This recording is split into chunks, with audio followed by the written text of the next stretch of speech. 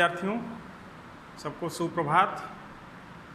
कल की वीडियो में मैंने आप लोगों को उत्पादन फलन के बारे में बताया था और उत्पादन फलन क्या है इसके बारे में भी बता दिया था। उत्पादन फलन आगतों और निर्गतों के बीच फलनात्मक संबंध है। आपको ये भी बताया था कि एक ही मात्रा के उत्पादन साधनों का प्रयोग करते हुए विभिन्न उद्यमी विभिन्न मात्रा में उत्पादन प्राप्त कर सकते हैं।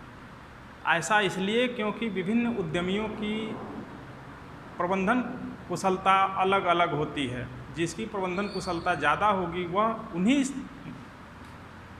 संसाधनों से ज़्यादा उत्पादन प्राप्त करेगा और जिसकी प्रबंधन कुशलता कमज़ोर होगी वह उन्हीं संसाधनों से उतने ही मात्रा में संसाधनों से कम उत्पादन प्राप्त करेगा। सभी उद्यमियों का उद्देश्य होता है अपनी फलनात्मक कुशलता को बढ़ाना या उत्पादन फलन को सबसे न्यूनतम लागत पर ठीक करना। इस न्यूनतम लागत संयोग या ये कहा जाए कि कम से कम लागत लगाकर अधिकतम उत्पादन प्राप्त करने के तरीके में को हम उत्पादन फलन कह सकते हैं या इसके तकनीकी संबंध को उत्पादन फलन कह सकते हैं। उत्पादन फलन दो प्रकार के होते हैं, एक अल्पकालीन उत्पादन फलन होता है, एक दीर्घकालीन उत्पादन फलन होता है। आप जानते हैं कि अल्पकाल में सभी साधनों को बदलना संभव नहीं है या सभी साधनों को बढ़ाना संभव नहीं है। अल्पकाल में ऐसा कैसे होता है? आप कल्पना कीजिए कि किसी मौसम में किसी वस्तु विशेष की मांग तेज़ी से बढ़ गई, तो ऐसा नहीं है कि उत्पादक नई फैक्ट्री लगाएगा, नई पूंजी लगाएगा, तब तक देर हो जाएगी, तब तक मांग समाप्त हो सकती है। तो इसलिए उस दशा में ऐसे साधनों को परिवर्तित करके वह उत्पादन बढ़ाने का प्रयास करता है जो आसानी से उपलब्ध होते हैं। सामान्य रूप से ये माना जाता है कि जो श्रमिकों की संख्या है वह एक समय में घटाई बढ़ाई जा सकती है। उन निश्चित समय में या अल्पकाल में श्रमिकों की संख्या को बढ़ाया जा सकता है। फर्म में उत्पादन प्रक्रिया में श्रमिकों की संख्या बढ़ाया जा सकता। तो इस तरह अल्पकाल में ये श्रम परिवर्तनशील साधन है, जबकि दीर्घकाल में सभी साधन परिवर्तनशील हो सकते हैं या होते हैं। उसमें नई फैक्ट्री लगाई जा सकती है, नई पूंजी बनाई जा सकती, नई मशीनें खरीद के लगाई जा सकती हैं, लेकिन अल्पकाल में यह प्रक्रिया संभव नहीं है। उत्पादन प्रक्रिया में ह्रासमान प्रतिफल नियम लागू होता है। यह अल्पकाल के लिए पूरी तरह सत्य है। दीर्घकाल के लिए क्लासिकल अर्थशास्त्री मानते हैं कि चूंकि दीर्घकाल में भूमि जो प्रकृति का निःशुल्क उपहार है उसे नहीं बढ़ाया जा सकता, इसलिए दीर्घकाल में सभी उत्पादन क्षेत्रों में उत्पादकता ह्रास नियम लागू होगा। क्योंकि आपको बताया गया है कि इस उत्पादकता ह्रास नियम को दूर करने का तरीका यह है कि आप सभी साधनों की मात्रा बढ़ा दें, लेकिन क्लासिकल मानते हैं कि दीर्घकाल में भी भूमि की पूर्ति को बढ़ाया नहीं जा सकता, इसलिए दीर्घकाल में उत्पादकता ह्रास नियम लागू हो सकता है। लेकिन इसे अभी तक टाला जा सका है। अभी तक उत्पादन निरंतर बढ़ते रहे हैं क्योंकि प्रकृति के कुछ संसाधनों का पुनः परिपोषण किया जा रहा है या उनमें उनकी दक्षता में उनकी कुशलता में वृद्धि की जा रही है। बहरहाल ये हम लोगों के विचार का इस समय विषय नहीं है। हम लोगों के विचार का विषय है अल्पकालीन उत्पादन फलन और दीर्घकालीन उत्पादन फलन, जिसमें आज हम आप लोगों को अल्पकालीन उत्पादन फलन के बारे में बताएंगे। अल्पकालीन उत्पादन फलन कुछ मान्यताओं पर आधारित है, जैसे उत्पादन की विधि में परिवर्तन नहीं होगा। जब लागू नहीं होगा तब सभी आदान विविध रहते हैं, यानी कि सभी उत्पादन के साधन स्थिर रहते हैं, केवल एक परिवर्तनशील रहता है। तो हम ये जो सारणी बनाए हैं आप इस पर ध्यान दें कि पूंजी की इकाई को यहाँ स्थिर मान लिए हैं, पूंजी की इकाई को स्थिर मान लिए हैं जो एक के बराबर हर स्तर पर है। अल्पकाल में हम श्रम की इकाइयों में परिवर्तन कर रहे हैं, 1, 2, 3, 4 और इस तरह 10 तक परिवर्तन कर रहे हैं, लेकिन पूंजी हमेशा एक ही बनी रह रही है, एक इकाई। अब जो कुल उत्पादन हो रहा है एक इकाई पूंजी और एक इकाई श्रम से 3 इकाई के बराबर हो रहा है, और यही उस समय औसत भी होगा क्योंकि 1 का भाग दिया जाएगा, और यही सीमांत भी होगा क्योंकि एक ही उत्पादक इकाई है, अभी परिवर्तनशील भी और स्थिर भी।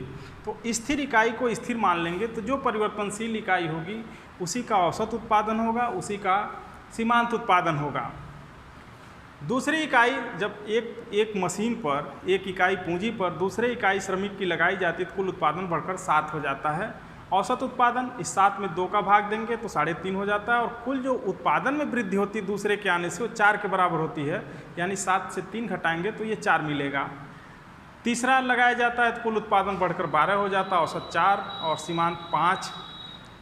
अगला चौथा श्रमिक लगाते हैं तो कुल 16 हो जाता है, औसत 4 रह जाता है और सीमांत फिर कम हो जाता है 4। इस तरह से आप देखेंगे कि श्रमिकों की इकाई लगाते रहने से कुल उत्पादन 22 तक अधिकतम बढ़ता है, यानी कि किसी भी उद्यमी को 7 इकाई श्रम लगाना चाहिए एक मशीन पर, एक इकाई पूंजी पर 7 इकाई श्रमिकों को लगाना चाहिए, क्योंकि यहीं तक कुल उत्पादन बढ़ रहा है। और कुल उत्पादन में आप इनकी संख्या का भाग देकर औसत प्राप्त कर सकते हैं, और यहाँ से इसको घटाकर 7वीं इकाई का सीमांत प्राप्त कर सकते हैं। इसके बाद जब श्रमिकों की संख्या मशीन पर बढ़ाई जाती है तो उनसे कोई उत्पादन अतिरिक्त नहीं बढ़ता है, सीमांत उत्पादन 0 हो जाता है और बाद में ऋणात्मक होने लगता है, यानी कुल उत्पादन भी 22, 21 और 20 घटने लगता है। इसको हम रेखा चित्र में दिखा सकते हैं। इसमें आप देखेंगे कि ये कुल उत्पादन वक्र है, जो एक सीमा तक यहाँ तक बढ़ती हुई दर से बढ़ता है, फिर घटती हुई दर से यहाँ तक बढ़ता है, उसके बाद ये घटता जाता है।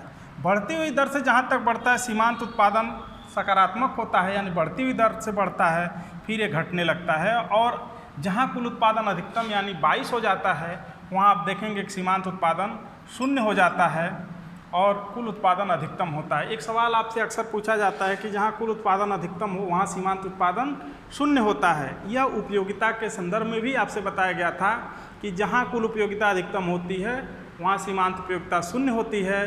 उत्पादन के संदर्भ में भी यह बताया जा रहा है कि जहाँ कुल उत्पादन अधिकतम होता है वहाँ सीमांत उत्पादन 0 होता है। आप ये देखिए कि वाई अक्ष पर यहाँ टोटल प्रोडक्शन यानी कुल उत्पादन है, और इस दूसरे वाले भाग में वाई अक्ष पर औसत उत्पादन और सीमांत उत्पादन है। तो और इस मूल अक्ष से, मूल बिंदु से आप एक स्पर्श रेखा इस कुल उत्पादन वक्र पर खींचेंगे। जहाँ ये अधिकतम स्पर्श करता है वो औसत उत्पादन को बता रहा है। यहाँ औसत उत्पादन अधिकतम होता है, और यहाँ जहाँ तक ये वक्र ऊपर की तरफ बढ़ता है यहाँ सीमांत उत्पादन अधिकतम होता है। इसके बाद ये वक्र धीरे धीरे गिरने लगता है, ढाल कम होती जाती है। ये इस मूल बिंदु पर बनने वाला कोण औसत उत्पादन को बताता है, जबकि स्पर्श रेखा जहाँ जहाँ खींची गई है ये सीमांत उत्पादन को बताती है। तो इस तरह से आप देखेंगे मूल बिंदु पर बना कोण औसत उत्पादन को बताता है, और कुल उत्पादन पर बनी स्पर्श रेखा का कोण सीमांत उत्पादन को बताता है। तो यह वक्र और यह जो सारणी बनी है इसको आप नोट कर लेंगे और इसे आप अपनी कॉपी में लिख लेंगे। फिर जो नहीं समझ में आएगा उसे आपको यहाँ आने पर बताया जाएगा। बहुत बहुत धन्यवाद।